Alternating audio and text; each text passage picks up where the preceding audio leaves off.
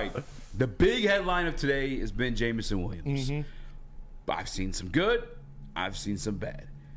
I got one particular thing I wanted to touch on, I guess, before we got into any of that, and it was the way Dan Campbell was speaking of it. I sent a screenshot of this in the chat, Chris, if you want, not the chat, but in Slack, if you want to throw this up.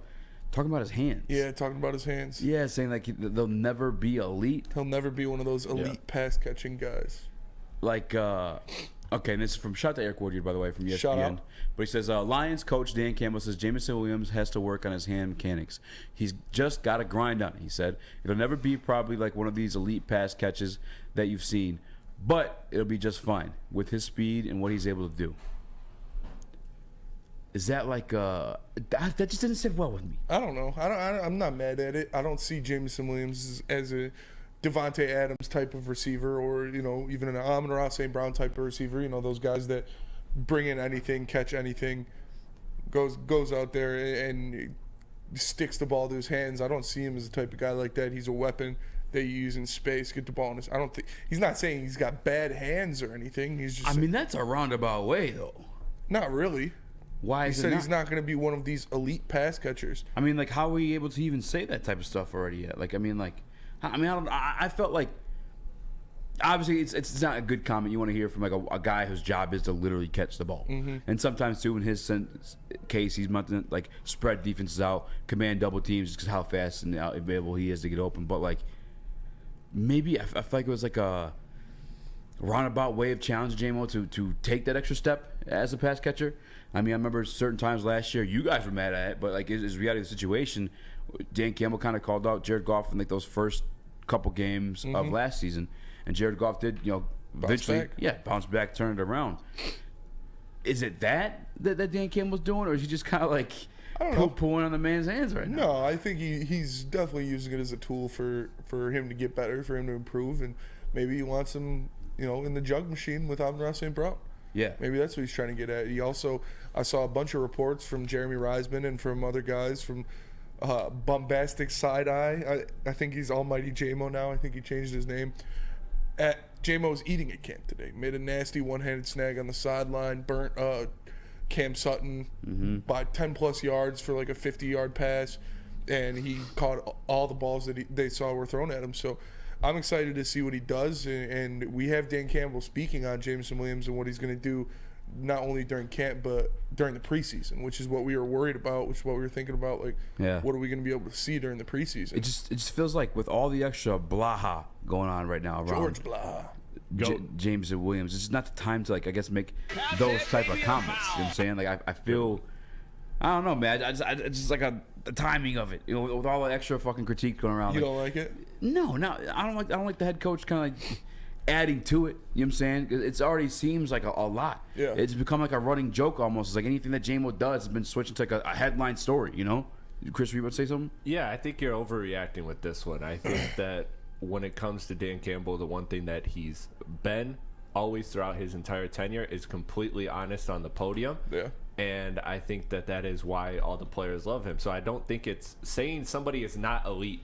There's a lot of room between elite and bad. Yes. There's a lot of room. And so he's not saying that J-Mo's bad. He's just being completely honest with J-Mo, and it will, I think, light a fire under him. Well, that's the thing, though. Is like a head coach is never going to outright say you're bad. You know what I'm saying? Like, you're never going to hear that from a head coach. Like, this is the roundabout way of saying it, though. But you could have said it a lot different. He uses specific words like elite. He could have just said if he really wanted to make it sound bad, he needs to work on catching the ball, things like that. But he said, I don't think he'll be elite. He's challenging him and also at the same time being completely honest. And again, there's levels between elite and trash. Yeah, well, that's why I don't necessarily hate it, is because like it is a bit of like a roundabout way of like challenging him, because like sometimes that is the way to do things. It's like a little bit of Jedi mind tricks. It's like if you come up to that conclusion yourself, it's not me nagging you and annoying you with, hey, you gotta do this, you gotta do this. It's like a fucking like, hey, you would look good in that outfit if you could, roundabout way of saying, hey, stop or I'll say, hey, wait, you can drop a couple LBs. You know what I'm saying? Like, I see that part of it, and that's why I don't hate it. I just don't love it. That's all. Because all the extra criticism are surrounding him and almost every little fucking thing he does. But he's not above that. Like J-Mo isn't above. This is what Dan Campbell has done with, like you said, Goff. He is everybody on the roster. This is why Dan Campbell gets the respect, is because he doesn't put players on different pedestals and treat players differently. He's being directly honest with each of his players, and J-Mo's not the first person he's going to talk about in the media, and he's not going to be the last player. Like, this is just what Dan Campbell does, and if it works for everybody else and it has everybody else respecting him, then not doing it to J-Mo would make it kind of fall on deaf ears and kind of lose its tone and its impact. And when we talk about elite pass catchers in the league, there's not a lot of guys you go out there and think about. You know, when you talk about guys who are elite at catching the ball, it's not like you wouldn't put Tyreek Hill in that sentence. You wouldn't put other guys like that. When I think of elite pass catchers, I think of guys like Devontae Adams, Justin Jefferson, DeAndre Hopkins, like guys who have those hands that you're like, oh shit, like they're gonna catch any. Amon-Ra St. Brown is an elite pass catcher. So it's not necessarily a bad thing if that isn't what he is, because there's a lot of great receivers in the league that aren't the top of the top when it comes to pass catching. No, I 100% get all that. Like, that's exactly what he is. From what we've been able to see so far, keep in mind too, we've only seen him in 6 games in NFL action, if I'm not mistaken. Yeah. But also, like, it felt unnecessary unless the goal of it was to challenge him. You know what I'm saying? And not even directly challenge him, but again, to challenge himself just by making the comment, you know? Mm-hmm. We'll see. Because, I mean, following those statements, as you said, today he came out in practice. And he went crazy. Went dumb. Yeah. Went stupid. And like, the names you're hearing in these practice reports that he's making these plays on, they're the Cameron Suttons. Yeah. They're CJ GJs. 2 additions that all of us were very happy to add to the secondary because we feel like they're damn good football players. Yeah, or at least good football players. He's not running against the twos anymore. Exactly. He's not out there burning Gilmore and Will Harris. He's going up against the starters and he's making them look silly. So, I'm just pissed we got to wait 7 weeks to see us in live action. Yeah. But we're going to get into it later, next segment, about what he's going to possibly do in the preseason and what we'd be able to see there. So I'm excited for that. But these comments by Campbell, I'm not mad at it. Did he have to say it? No.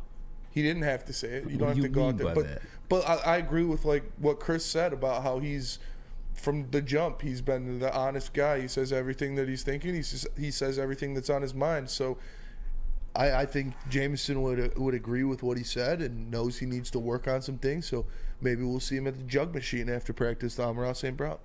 What if they didn't and like they were just going back and forth? Damn. They're just going back and forth and just doing like Amon-Ra St. Brown has to do one more. Yeah. And they just, neither of them stop. They're just there for the rest of time. I'm doing another one. I think that's what it is too, because like we've been saying this the past 2 weeks. Is like, man, if J-Mo, and this is not like a slight at J-Mo at all, but if he had like the work ethic of an Amon-Ra St. Brown, I think we were just talking about as recently as yesterday. It's like fucking like Amon-Ra St. Brown said his favorite player, his favorite sport star is Kobe Bryant. One of the hardest workers ever. And it makes sense. That Mamba mentality. Like when Lindsay tells us stories about Kobe Bryant, how he'd take 100 shots from here, 100 shots from the elbow, 100 shots from the top of the key, 100 shots from the other, and like that shit doesn't like fade off, man. You can see it's embedded in him, that work ethic, and that work ethic from Amon-Ra, I guarantee is going to start rubbing off on other guys, especially when they see him go out there and put up an all-pro year. Yeah.